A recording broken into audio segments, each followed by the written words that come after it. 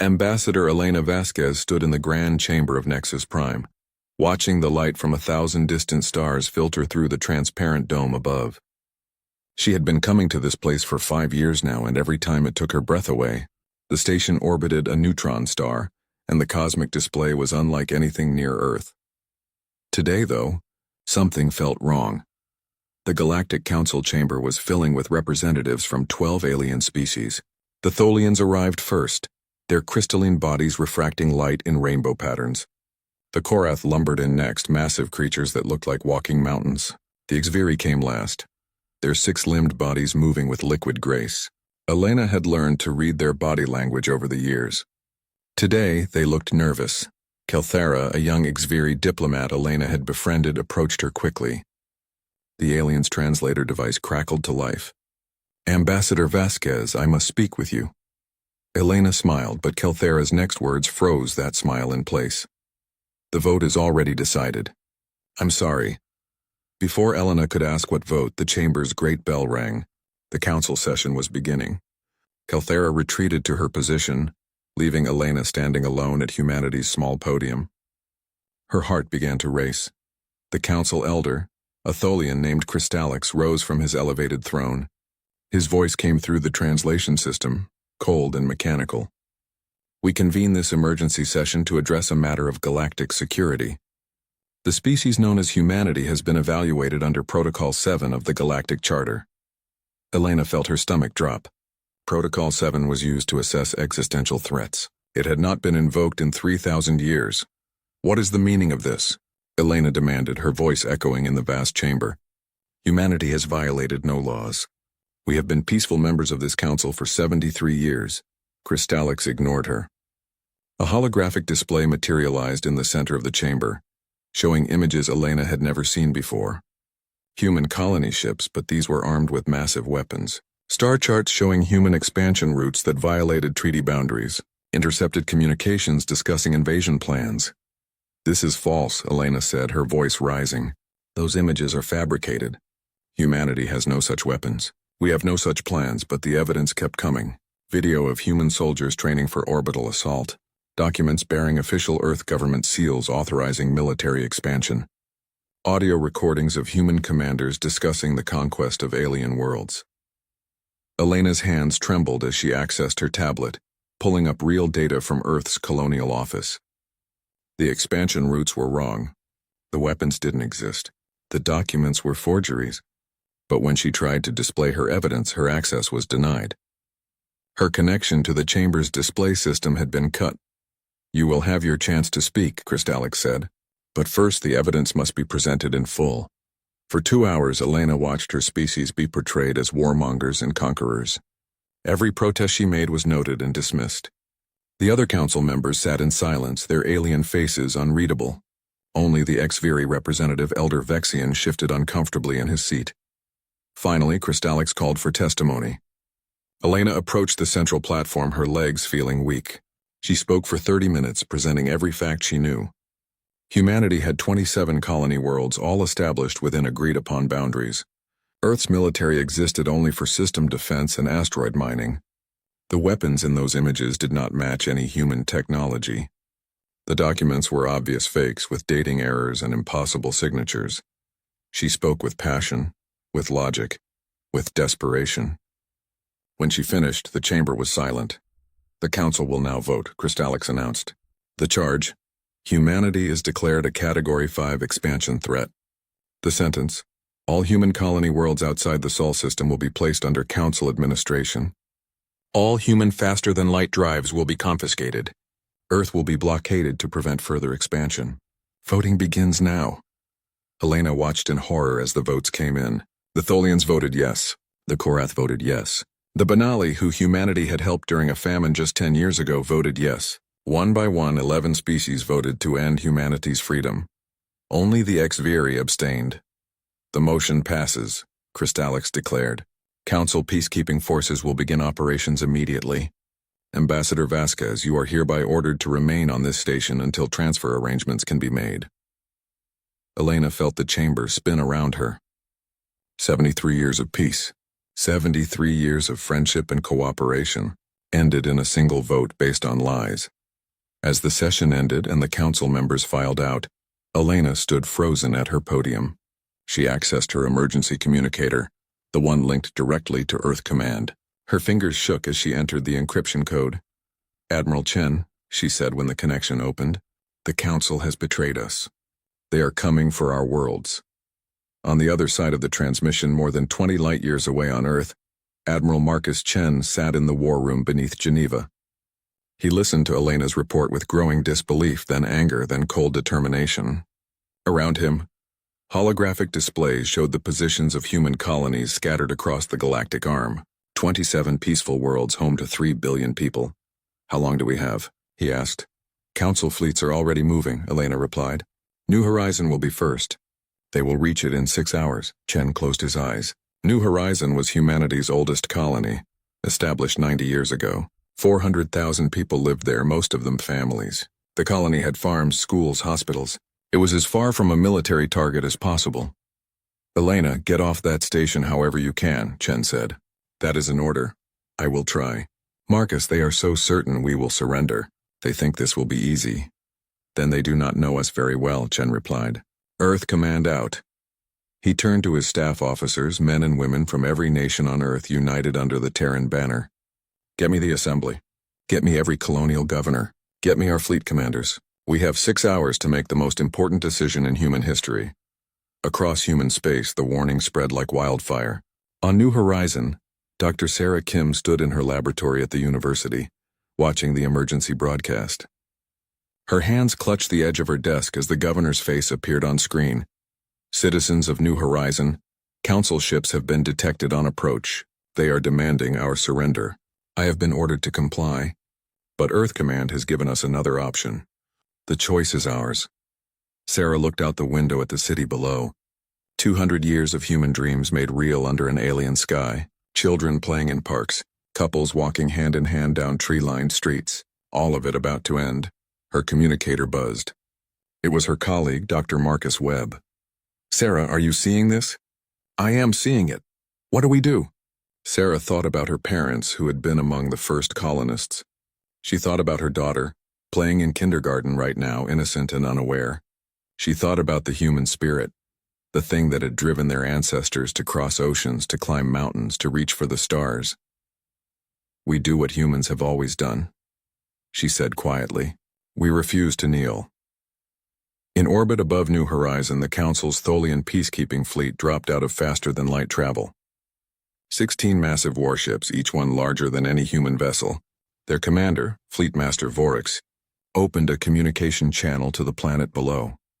"This is the Galactic Council Peacekeeping Force. You will power down all military installations and surrender all faster-than-light capable vessels. You have 1 hour to comply. Resistance is futile and will be met with appropriate force." The transmission ended. Vorix settled into his command chair, confident this would be resolved quickly. Humans were a young species, barely capable of interstellar travel. They would see reason. He did not know that on the planet below, every human had just received a message through their personal devices. 3 words hidden in what appeared to be a routine system update: Protocol Omega. Engage. And in millions of hearts, fear turned to fury. The war room beneath Geneva had not been silent in 18 hours. Admiral Marcus Chen stood at the center of a hurricane of information, watching holographic displays update every few seconds with reports from across human space. His eyes were red from exhaustion, but he could not rest. "Not now." "New Horizon reports council ships in orbit," an officer called out. "They are demanding surrender of all military assets." Kepler Station reports the same. 12 council vessels holding position. New Terra, Ross 154, Tau Ceti, they all have council fleets overhead. Chen watched the tactical display. 17 human colonies, all now under the shadow of alien warships. The council had moved with precision and speed. They had planned this perfectly.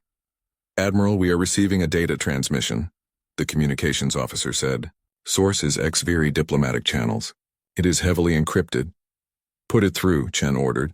The data package downloaded in seconds, but what it contained took Chen's breath away. Complete intelligence on every council fleet position, technical specifications for their weapons and shields, tactical doctrines going back 1,000 years. weaknesses in their command structure. A short message accompanied the data. We voted against this injustice. We could not stop it, but we can help you survive it. From Kelthera and those who still believe in honor. Chen felt a grim smile cross his face. Not all of the galaxy had abandoned humanity. But the question remained, what could they do with this information? Give me casualty projections, he said. If we fight, what are we looking at? The strategic AI took 30 seconds to run the numbers. The result appeared on his screen and Chen felt his blood run cold. Estimated human casualties in a full-scale war with the Council. 200 to 500 million dead. Probability of victory, 8%. Around him, the representatives of the United Terran Assembly were arriving. President Sarah Okonkwo from the African Union, Premier Li Wei from the Asian Coalition, Chancellor Schmidt from Europa, Governor Martinez from Mars. Every human government united in this moment of crisis. Tell us the situation, Admiral, President Okonkwo said. Chen laid it out clearly. The Council's ultimatum, the blockades, the occupation forces landing on New Horizon within the hour. The math was brutal. If humanity surrendered, they would lose their freedom, but most would live. If they fought, millions would die, and they would probably lose anyway. What are our options? Premier Li asked. We have three, Chen replied. First, we surrender completely. We accept occupation and hope for mercy. Second, we negotiate while we still have leverage. We offer concessions in exchange for maintaining some autonomy. Third, we activate Protocol Omega. The room fell silent. Everyone knew what Protocol Omega meant. It had been developed in secret 40 years ago, when humanity first realized the galaxy was not as friendly as they had hoped. The protocol was simple in concept, terrible in execution. If humanity faced extinction, every human became a weapon, every ship became a bomb, every colony became a fortress. There would be no rules of engagement, no mercy, no surrender. Humanity would fight with everything they had, using any tactic necessary, until they won or died. That is madness, Chancellor Schmidt said. We cannot win against the entire Council. We cannot win a conventional war, Chen agreed. But Protocol Omega is not about winning. It is about making the cost so high that the Council cannot afford to continue. We make them bleed for every world they take. We turn this from a quick police action into a nightmare they cannot wake up from. Governor Martinez from Mars spoke up. The Council has been at peace for 3,000 years. Their people have forgotten what real war looks like. They think war is a civilized affair with rules and honor. We show them what human war looks like. We show them total war. We would be condemning millions of our own people to death, President Okonkwo said quietly. The colonies will be the battlegrounds. Can we make that choice for them? We already have, Chen said. He pulled up a communication log. I have received messages from 16 of the 17 colony governors. They all say the same thing. They will fight. They remember what their ancestors fled Earth to escape. Tyranny, oppression, the denial of human dignity. They did not come to the stars to kneel to a new master. The debate raged for hours. Arguments flew back and forth. Some called for negotiation. Others demanded immediate action. But as the clock ticked down, as reports came in of Council troops landing on New Horizon, the choice became clear. President Okonkwo called for a vote. The measure: authorize Admiral Chen to activate Protocol Omega and grant him full military authority to prosecute the war by any means necessary. The vote was not unanimous. But it passed. Chen stood alone for a moment after the assembly departed. He thought about his daughter, safe on Earth for now. He thought about his grandson, only 3 years old, who might grow up in a world without stars. He thought about the millions who would die because of the order he was about to give. But he also thought about humanity's history. The species that had survived ice ages and plagues, that had crossed oceans in wooden boats, that had split the atom and reached the moon, that had refused to be broken by war, by famine, by disaster. Captain Torres, he said into his communicator. Are you ready? Light years away aboard the carrier Indomitable, Captain Rachel Torres stood on her bridge. Her ship was in orbit around Jupiter, far from any Council fleet. For now, we are ready, Admiral, she said. Her crew of 800 stood at their stations, faces grim but determined. Captain, within the next 10 minutes, I am going to give an order that will change everything. Your crew volunteered for this mission. Do they understand what is coming? Torres looked around her bridge. Young faces and old, Men and women from every corner of Earth and the colonies. They had trained for this moment, hoping it would never come. They understand, sir. We all do. Good, stand by. Chen moved to the central communications console. He entered his command codes, verified by retinal scan and genetic match. The system hummed to life, opening channels to every human world, every ship, every station in space. This would be broadcast on every frequency. The Council would hear it. Every species in the galaxy would hear it. But most importantly, every human would hear it. Chen took a deep breath. He thought about making a speech, about explaining the decision, about asking for forgiveness. But in the end, the situation required something simpler. This is Admiral Marcus Chen, Commander of United Terran Forces. To all human military and civilian personnel, I issue the following order under the authority of the Terran Assembly and the United Nations Security Charter. He paused for just a moment. Protocol Omega. Engage. 3 words. That was all it took. Across human space, the reaction was instantaneous. On Earth, military bases that had appeared dormant suddenly came alive.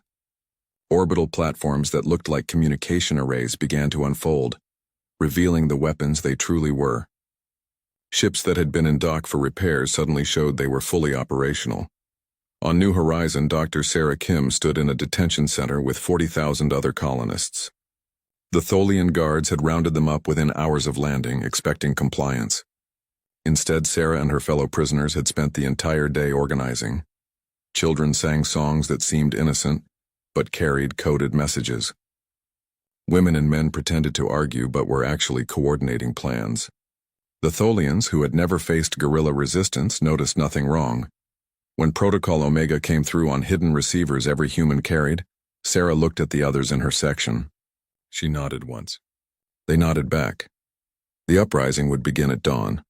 In space near New Horizon, the civilian transport Morning Star received the order.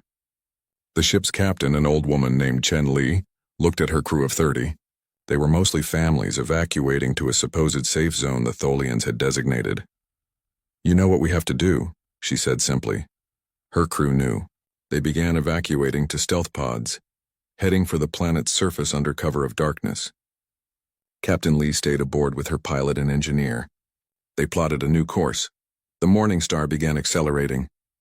The Tholian flagship barely had time to notice before the civilian transport, moving at 90% of light speed, struck it dead center. The explosion was visible from the planet's surface, a new star blooming in the night sky. The war had begun, and humanity's answer to the Council's betrayal was not a speech or a plea. It was violence delivered with cold precision. It was a message written in fire and blood. It said, "You wanted war with humanity. Now you will learn what that means." Fleet Master Vorix of the Tholian Peacekeeping Force had expected this assignment to be simple. Occupy a human colony, confiscate their ships, establish order. He had done similar operations dozens of times on other worlds. Minor species always saw reason when confronted with superior force. But as dawn broke over New Horizon, Vorix began to realize this would be different. The detention center holding 40,000 humans erupted in chaos at sunrise. Dr. Sarah, Kim and her cell had spent the night fashioning weapons from everything they could find. Broken furniture became clubs. Chemicals from cleaning supplies became bombs. Electrical wiring became garrots. The Tholian guards, comfortable in their crystalline bodies that were nearly indestructible, had never faced determined attackers before. They did not expect humans to throw themselves at guards in waves, accepting casualties to bring down a single alien. They did not expect humans to target their joints, the one weak point in their structure, with frightening precision. Within an hour, Section 7 of the detention center was under human control. The prisoners armed themselves with captured Tholian weapons and began freeing others. Sarah led a group of 50 toward the central control room, moving through ventilation shafts too small for the massive Tholians to follow. In orbit, Vorix watched his ground forces request reinforcements. How were humans, an unarmed civilian population, mounting an effective resistance? Then his sensors detected movement. Underground tunnels were opening across the planet. Weapons caches that should not exist were being accessed. The humans had been preparing for this. "Impossible," Vorix said. "We had intelligence confirming this colony was defenseless." His tactical officer looked up from her console. Sir, we are receiving multiple targeting locks from the surface. They have anti-ship batteries. Destroy them, Vorix ordered. But as his ships opened fire on the surface installations, other weapons activated. The humans had hidden their defenses inside civilian structures, inside hospitals and schools. Destroying the weapons meant destroying innocents. Vorix hesitated, bound by the Council's rules of engagement. The humans did not hesitate. Surface batteries fired, not at his warships which were too well shielded, but at his supply vessels and troop transports. 3 ships exploded in the first volley. This was not how civilized warfare was conducted. This was barbaric. Light years away at Kepler Station, Captain Rachel Torres faced her own impossible situation. The Indomitable and 44 other human ships stood against a Council blockade of 120 vessels. The numbers were suicide. The outcome was certain. Torres did not care about the numbers. All ships execute Plan Delta, she ordered. May our sacrifice buy Earth more time. Plan Delta was madness by any military standard. The human fleet split into 3 groups. The first group, 20 civilian transports packed with nuclear devices, accelerated directly at the enemy fleet. They broadcast surrender signals asking for mercy, pleading for their lives to be spared. The Council fleet, following protocol, held fire and prepared to accept surrender. The transports came closer, then detonated all at once. 40 Council ships vanished in nuclear fire. The second group of human ships, small destroyers and frigates, had been hiding in the shadow of Kepler Station. As the Council fleet reacted to the first attack, these ships struck from behind, targeting engines and command centers. 17 more Council ships were crippled or destroyed. Torres led the third group, the Indomitable and 6 other carriers, on a direct assault through the gap created by the first 2 attacks. Her ship's armor was ablaze, systems failing, but she kept firing. Her railguns tore through Council shields designed to stop energy weapons, but vulnerable to kinetic impact. The Indomitable died well. She took 3 Council cruisers with her into the darkness. Torres's last transmission was simple. Tell Earth we made them pay. 45 human ships died at Kepler Station, but 82 Council ships were destroyed or disabled. The survivors retreated, traumatized and confused. How had this happened? The Council had overwhelming superiority in numbers and technology, but the humans fought like demons, using tactics that no civilized species would consider: false surrenders, suicide attacks, hiding military assets among civilians, targeting supply lines instead of warships. On Nexus Prime, the Council convened an emergency session. Elder Crystallix's crystalline body seemed to have lost some of its luster. The human infestation is proving more difficult than anticipated. They refuse to follow accepted military protocols. They are savages, the Korath representative rumbled. They have no honor. They are effective, the ex-Fury representative countered. Perhaps we should reconsider this action. Reconsider? Crystallix's voice took on a harsh edge. We have committed our forces. We have made our decision. We will not appear weak by backing down to an inferior species. Then prepare for a long war, the ex-Fury said quietly. Because humans do not surrender, the galaxy was watching now. News of the fighting at Kepler Station and New Horizon spread through the information networks. Most species were horrified by human tactics, but some, the ones who remembered what the Council had done to them in the past, felt a grim satisfaction. Back on Earth, Admiral Chen coordinated the chaos from his command center. Reports flooded in from every front. New Terra was under assault but holding.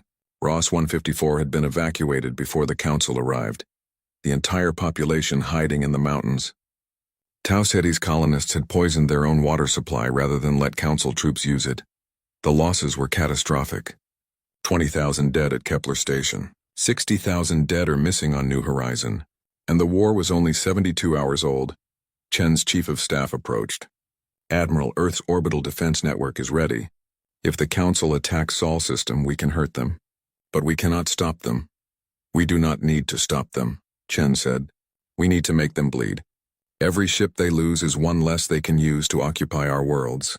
Every soldier they lose makes their people question this war. Sir, the blockade fleet is moving. They are advancing on Earth's outer system. Chen pulled up the tactical display. 200 Council warships, the largest fleet ever assembled in the galaxy. They would reach Earth in 3 days. Release the mines, Chen ordered. All of them. For 50 years, human ships had been quietly deploying automated defense platforms throughout the Sol system. Thousands of them, disguised as asteroids and comets. Each one was a simple weapon, a nuclear device and a thruster. When they detected enemy ships, they would accelerate to intercept. The Council fleet encountered the first minefield near Neptune. The tiny objects suddenly came to life, dozens of them converging on the lead ships. The Council's point defense systems destroyed most of them, but not all. 7 ships were damaged, then they reached the second minefield, and the third, and the fourth. By the time the Council fleet reached Jupiter, they had lost 30 ships and were moving cautiously, scanning for threats. This gave Earth's Mobile Defense Force time to prepare. Commander James Park had escaped the detention center on New Horizon after 3 days of brutal fighting. He and 200 other resistance fighters had stolen a Tholian transport and made it to orbit.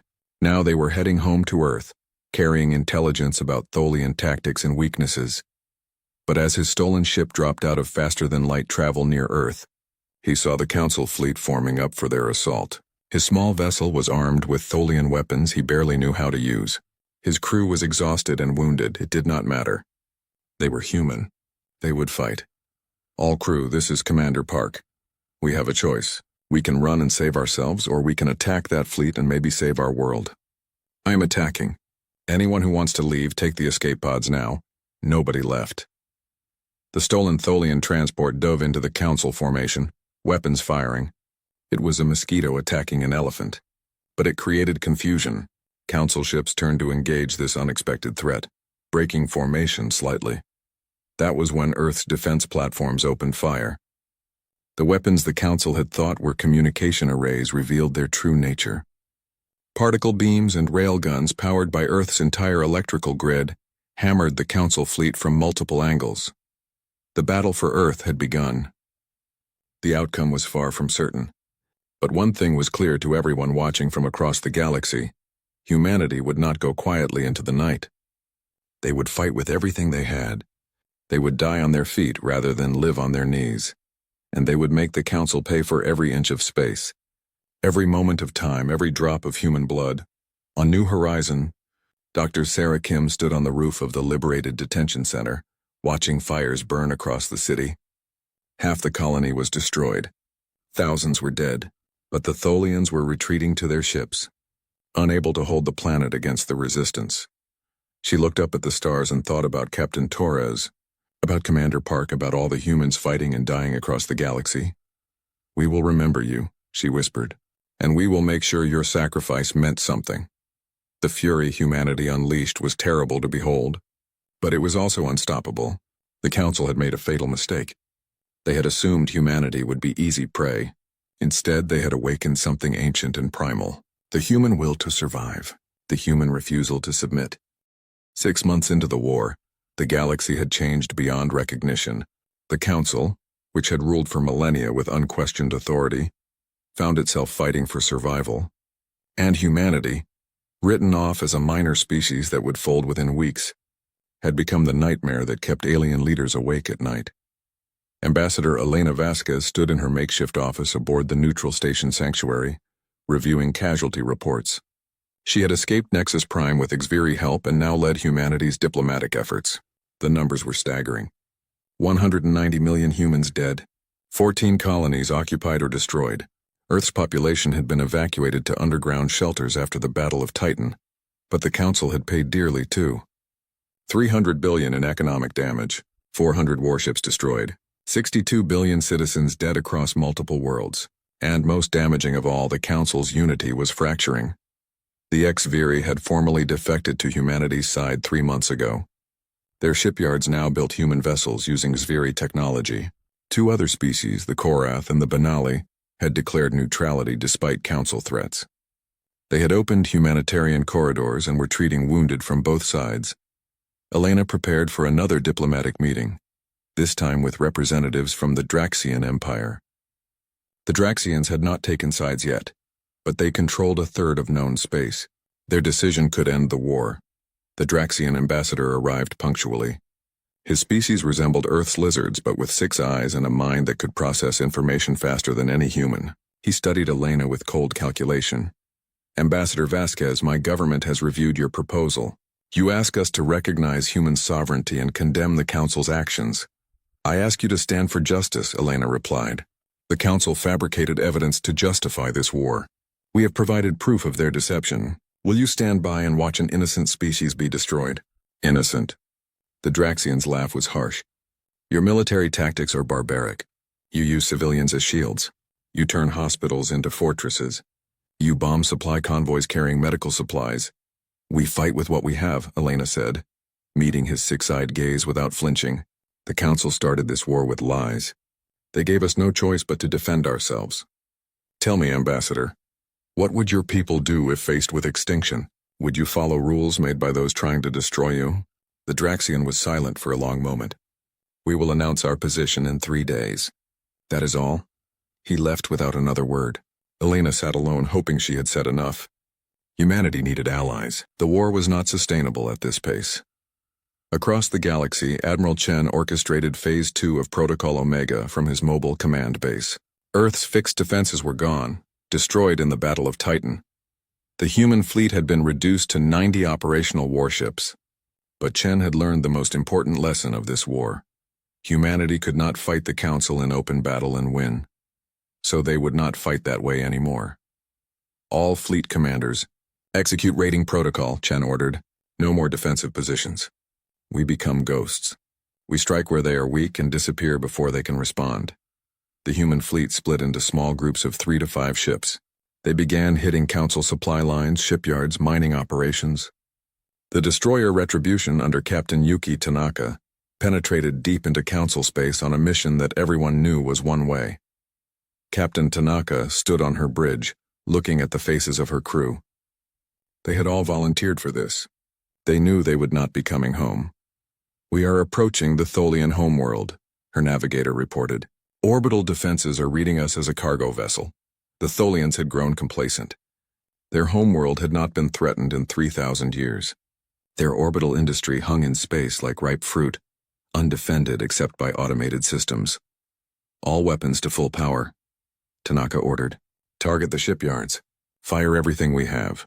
The Retribution dropped its disguise and unleashed hell. Railguns tore through construction facilities. Missiles struck fuel depots. Nuclear warheads vaporized docking stations. In 30 seconds, the Retribution destroyed 200 years of Tholian orbital development. Then the defense fleet arrived. 50 warships converging on one destroyer. Tanaka's ship lasted another 2 minutes before it was blown apart. But the message had been sent. Nowhere was safe. Not even the homeworlds. The psychological impact was devastating. If humans could strike the Tholian capital, they could strike anywhere. Council citizens who had thought themselves safely distant from the war suddenly realized the enemy could reach them. Protests erupted on multiple worlds. Why were they fighting this war? Why were their children dying for the Council's pride? On New Horizon, Dr. Sarah Kim had gone from scientist to military commander. The planet had been a war zone for 6 months. The Tholian occupation had failed. Now they just bombed from orbit, trying to destroy the resistance through attrition. Sarah stood in the ruins of what had once been her university, now a resistance headquarters. Her clothes were dirty and torn. She had lost weight and her hair had gone gray at the temples. But her eyes still held fire. Status report, she said to her officers. Food supplies are critical. Medical supplies are almost gone. We have 800 wounded who need treatment we cannot provide. And the enemy? The Tholians are preparing a final assault. They are bringing in ground forces from 3 other systems. They want to end this. Sarah nodded slowly. They had held for 6 months. They had made the Council pay dearly for every street, every building. But the end was coming. Send a message to Admiral Chen. Tell him New Horizon fought well. Tell him we held as long as we could. Before the message could be sent, Sarah's communicator buzzed. It was an X-Viri frequency. Resistance Commander, this is the X-Viri Relief Fleet. We are entering orbit with humanitarian supplies and military support. Hold your position. Help is coming. Sarah felt tears sting her eyes for the first time in months. They were not alone. The Battle of Titan came 16 days later. Admiral Chen had known it was coming. The Council could not allow Earth to remain free. They assembled their largest fleet, 800 warships. Earth had 90 ships remaining and whatever defenders could be scraped together. The battle was brutal beyond description. Chen ordered tactics that would have been considered war crimes before this conflict started. Kamikaze attacks, nuclear mines disguised as escape pods, biological weapons targeting Council life support systems. The human fleet fought with desperate fury. Every ship that was disabled continued fighting until it exploded. Crew members who evacuated damaged vessels returned in small craft to continue attacking. When ammunition ran out, they rammed enemy ships. For 16 days, the space around Saturn was hell. Metal and flesh burned in the cold vacuum. Both sides took casualties that would have ended any previous war in history. When the dust settled, Earth's fleet was gone. Every warship had been destroyed or was damaged beyond repair. But the Council fleet had lost 580 ships. The survivors were scattered, damaged, and demoralized. They withdrew to regroup. Earth had survived. Barely. Admiral Chen sat in the ruins of his command center, now relocated to a bunker on Mars. The planet Earth below was scarred, its atmosphere still burning from orbital bombardment. 2 billion people had died in the battle, but humanity's homeworld still flew its own flag. "Admiral, we are receiving a transmission from the Council," his communications officer said, her voice hollow with exhaustion. "They are requesting negotiations." Chen looked at the tactical display. The Council still had more ships, more resources, more territory. But they had lost the will to continue. Their people were in revolt. Their economy was collapsing. They could no longer sustain this war. "Tell them we will negotiate," Chen said, "but not on their terms. Tell them we will only discuss terms of complete reorganization of galactic governance. The Council as it exists must end. Sir, they will never agree to that." "Then the war continues," Chen replied. "We have nothing left to lose. They have everything to lose. They will agree or they will watch their civilization burn." The message was sent. And for the first time since this war began, the Council blinked first. They agreed to talks, not surrender but genuine negotiations, recognition that they could not destroy humanity without destroying themselves. On the neutral station sanctuary, Elena received the news. The Draxians had announced their position. They condemned the Council's actions and recognized human sovereignty. 3 other species quickly followed suit. The galaxy was turning against the Council. Elena prepared for the most important negotiation of her life. She thought about Captain Torres, who died at Kepler Station. About Captain Tanaka, who sacrificed herself above the Tholian homeworld. About the millions of humans who would never see this day. She would make sure their deaths meant something. She would build a new galaxy where no species could be destroyed by the powerful, simply for being different, where justice mattered more than strength. The war was not over yet. But the tide had turned. Humanity had proven they could not be broken. Now they would prove they could rebuild. Not just their own civilization, but the entire galactic order. The Council had tried to crush humanity. Instead, they had forged something stronger than they could imagine. 1 year after Protocol Omega was activated, Ambassador Elena Vasquez stood in the same chamber where she had been betrayed. But everything had changed. The Grand Hall on Nexus Prime now belonged to the Reformed Galactic Assembly, and she stood not as a petitioner but as its first Secretary General. The chamber was filled with representatives from 47 species. The old Council's 12 members were scattered among the crowd, stripped of their special status. The Tholians sat in the back, their crystalline bodies somehow seeming smaller than before. 5 species that had supported the war had withdrawn from galactic society entirely, unable to face the consequences of their actions. Elena looked out at the assembled delegates and felt the weight of history on her shoulders. This moment had cost so much. 380 million human lives, 12 colonies permanently lost, Earth's biosphere damaged and struggling to recover, trillions of credits in destruction across multiple species. The largest war the galaxy had seen in millennia. But from that horror, something new was being born. "The Reformed Galactic Assembly convenes for the first time," Elena said, her voice steady. "We gather not as conquerors and conquered, but as equals. The old order where power determined justice is dead. We build something better." She paused, looking at the Tholian delegation. Elder Crystallix, who had orchestrated humanity's betrayal, was gone.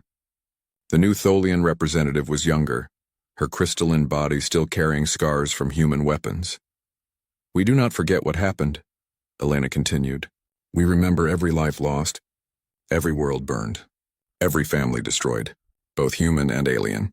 We remember because we must ensure it never happens again. She activated the central display, showing the new Assembly's charter. No species can be declared a threat without transparent evidence reviewed by an independent tribunal. No species can be subjected to military action without a two-thirds vote and exhaustive diplomatic attempts. No species can be denied representation based on age, size, or technological level. The vote on the charter was not unanimous, but it passed with strong support. The Korath representative, who had voted for humanity's destruction a year ago, now voted yes. He approached Elena after the session. "Secretary General, my people owe yours an apology we can never adequately express. We believed the false evidence.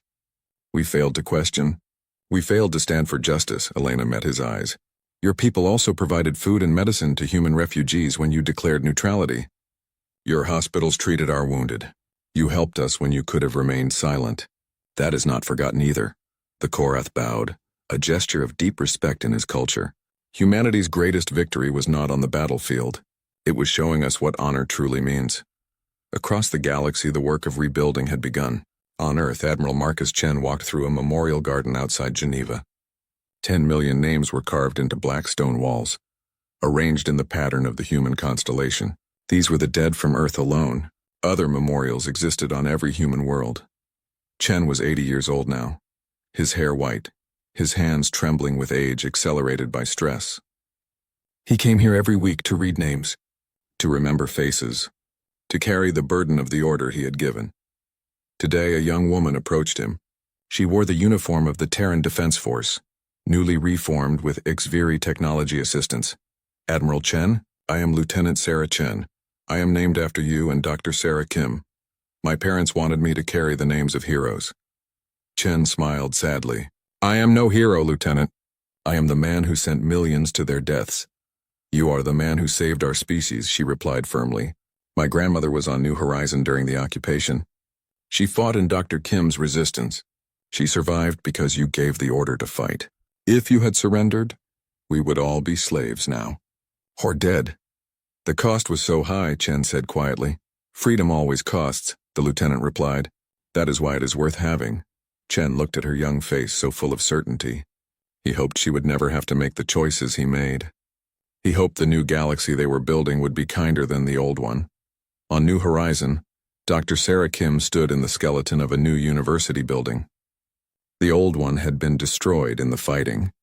This one was being built with Xviri architectural techniques, stronger and more beautiful than before. She was 52 years old now, but felt ancient. 6 months of warfare followed by a year of reconstruction had taken everything from her. Her husband had died in the resistance. Her daughter had survived but carried scars that might never heal. Yet Sarah kept working. The colony had to be rebuilt. A generation of children needed education.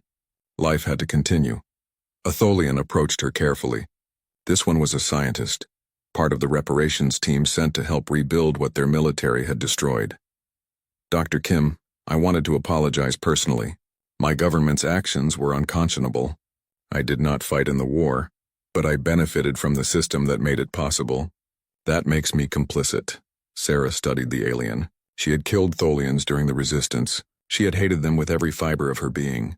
That hate had kept her alive when nothing else could, but hate could not build a future. "Help us rebuild," she said finally. "Help us make sure this never happens again. That is the only apology that matters now." The Tholian scientist bowed and returned to work. Sarah watched the construction continue. Humans and Xviri and Tholians and Banali working side by side, building something new from the ashes. In the Xviri home system, Kelthera stood before the monument to conscience. It honored the Xviri who had helped humanity during the war, many of whom had been executed by the old council for treason. Her name would be added to that monument when she died. She did not regret her choice. Watching the council betray an innocent species had shattered her faith in the system she had served. Better to be remembered as a traitor to tyranny than loyal to injustice. A human delegation arrived to thank these Xviri people.